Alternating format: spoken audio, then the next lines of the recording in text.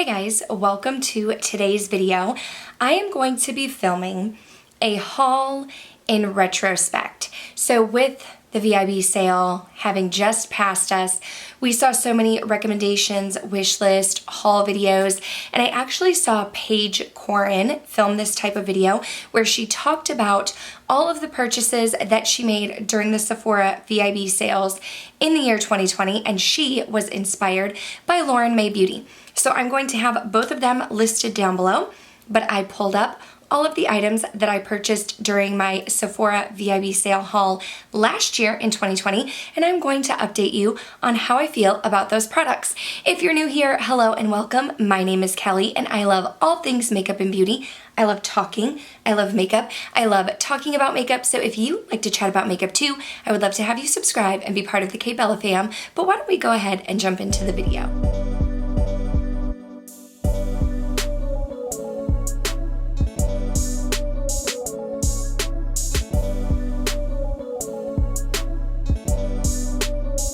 So Sephora does do their VIB sales twice a year, usually April time and November.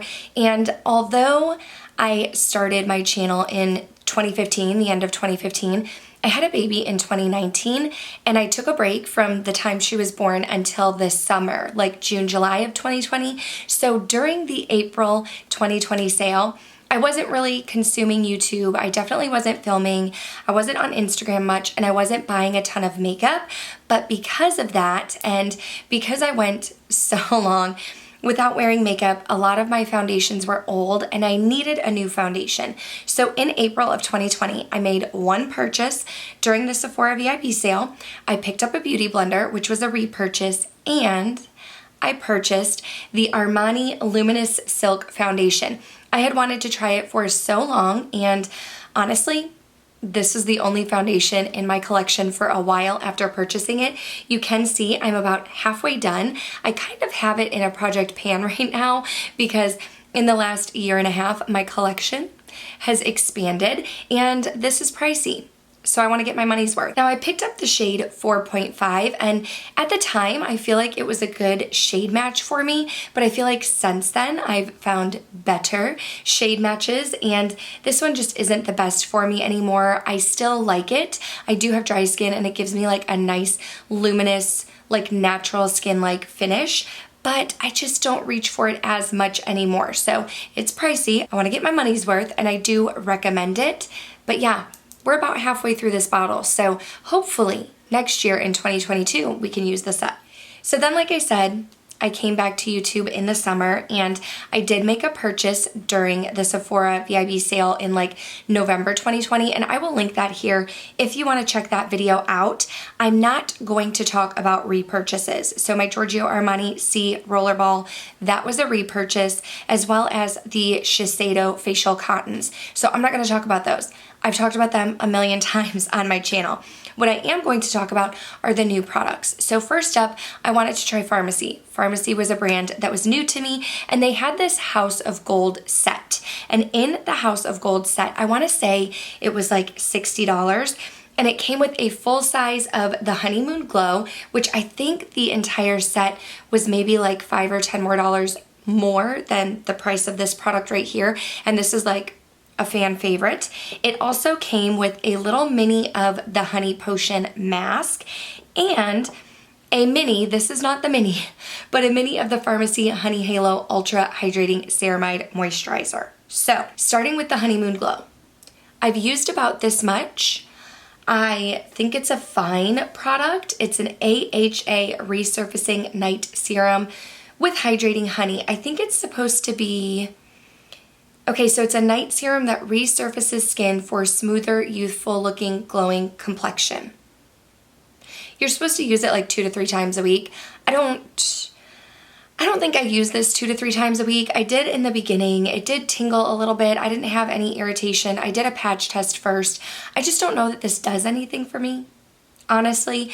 I did notice my skin currently has some bumps. I feel like you can't see them on camera, but in person in a mirror, I can see it. And I don't know if it's because I'm using Project Pan items that are a little bit older, but maybe I need to break this out and start using it again. I don't know.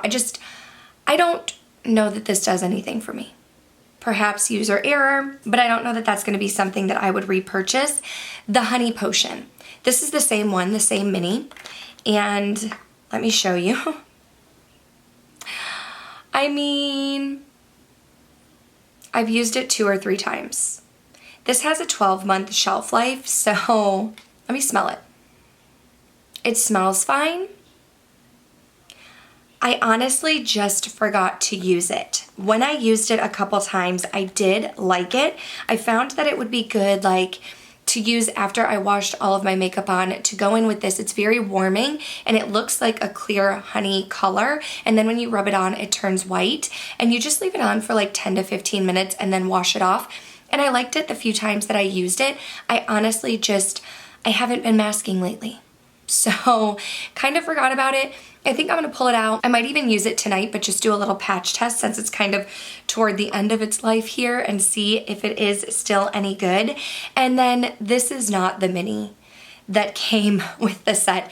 This is why I feel like that kit was worth it to me, because I did get a sample of the Ultra Hydrating Ceramide Moisturizer, and I wanna say this is my 2nd or 3rd full size, and I'm almost done. I'm gonna try and open it up without dropping the little spatula. I'm almost done. I do like to scrape the insides out, and I have repurchased this. There's still maybe like, you know, a few more uses in there, but I have repurchased this. I have fallen in love with it. It's super hydrating, but it melts into the skin nicely. I can use this as a daytime and a nighttime moisturizer, and I really like the way it feels. So definitely a win there. The other product I picked up from Farmacy was the Green Clean Makeup Melt Away Cleansing Balm. Up before this point, I was using cleansing oils, and I heard good things about this balm, and I wanted to try it out. This is what it looks like here. You can see, maybe you can't see, I'm almost done. I'm a little less than halfway with this tub, and this is my 2nd tub. I think it's my 2nd. So a little bit goes a long way. I mean, it lasts you a while. This is, you know, 2 tubs a year, not bad. I want to say this is like $35 or $30 or something. I do like it. It works nicely. It has almost like a little bit of a menthol scent. So if you're sensitive to scents, I would maybe smell it before putting it on your face. But I do find that on its own, it wouldn't take the makeup away completely, but I like to go on my face. The reason why I like this balm is because when you mix it in your hands, it does become more of an oil, and I can use it to like rub the makeup off of my skin and go in with a makeup eraser. So I enjoy this. I think it's nice. It's easier to travel with than an oil because it is a balm, and I would repurchase and recommend. Now, a product that is a fail for me is this product by Rare Beauty. This was the Illuminating Primer, and this was in the smaller size. And I heard my friend Britt Clark raving about this. Now, I don't think this is a bad primer. I'm gonna put a little bit on the back of my hand. Now, I haven't used it lately. I don't think this is a bad primer. Okay, check out this texture because I haven't used it in a while. There was like a big chunk. There we go. I just didn't find that I was reaching for it. So it definitely is illuminating. Like, this is going to give you some glow, okay? This is gonna give you glow. You can see it does blend into the skin nicely. I don't see any glitter, which is good. I don't like glitter. But I mean, it feels hydrating and stuff, but I just don't reach for it. So I was reaching for my Glow Recipe Niacinamide Dewdrops, and so that kind of just pushed everything else out of the way. So I haven't used this. This was the smaller size, and actually I filmed a declutter and I put that in my declutter, and the reason why I still have it is because before I gifted it to someone, I did put it up on my Poshmark to see if anybody wanted it. Nobody has picked it up, so at this point I will probably be taking this off of my Poshmark and just gifting it to a friend. I don't think it's bad, I'm just not reaching for it. A product that I no longer have, so I will pop up a picture, is the Tower 28 lip gloss or lip jelly or whatever it's called in the shade Oat. Now, Oat was like a muted pink color. Very, very beautiful. Wore it a couple times, thought it wore really comfortably, but I noticed a few months ago, I went to reach for it and it was orange, like straight orange. And I was like, I know for a fact I would not purchase an orange lip gloss. So I went back to the Sephora website to look at the picture and realized it was like a milky pink color.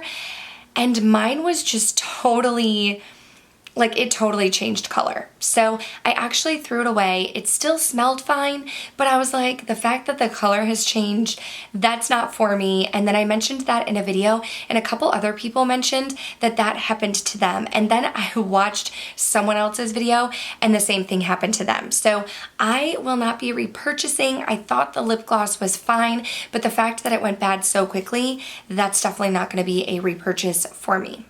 Another product that I no longer have in my collection is the Milk Makeup Hydro Grip Primer. I've talked about this a few times on my channel. I wasn't a fan of it. I got the mini size. It pilled up on me and I ended up gifting it to Smags, or giving it to Smags, and she wasn't a fan of it either. She had the same issue. I've talked to a few people and I'm not a fan.